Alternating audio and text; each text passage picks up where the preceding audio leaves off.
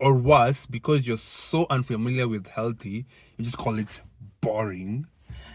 So, you ever notice how you self-sabotage right when something good is about to happen for you? Yeah, that's not random. Your mind always tries to return to the belief system you've set so it can stay congruent. In plain English, if deep down you don't believe you deserve it, your actions will find a way to match that belief, even if you claim otherwise. Because you believe, therefore you are. That's why you'll line up an opportunity, then talk yourself out of it, or you'll finally meet a green flag and ghost them because it feels too good to be true. Or worse, because you're so unfamiliar with healthy, you just call it boring. So, how do you even break it in the first place?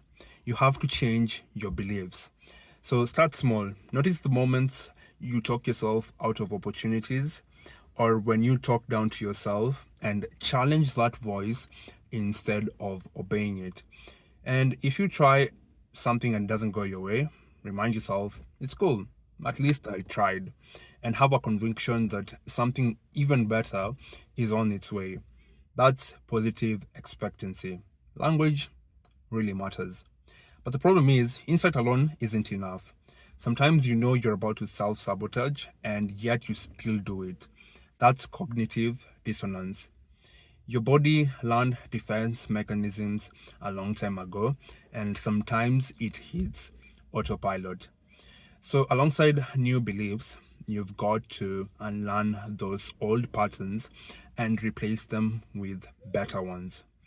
Otherwise, you'll keep living that I knew better and I didn't do better story of my life. The more you default to distractions, excuses, or escape routes, the more automatic self sabotage becomes. But the more you catch it and choose differently, the more you rewire yourself to match the identity you actually want. Because at the end of the day, the limits you live by are the ones you keep believing in.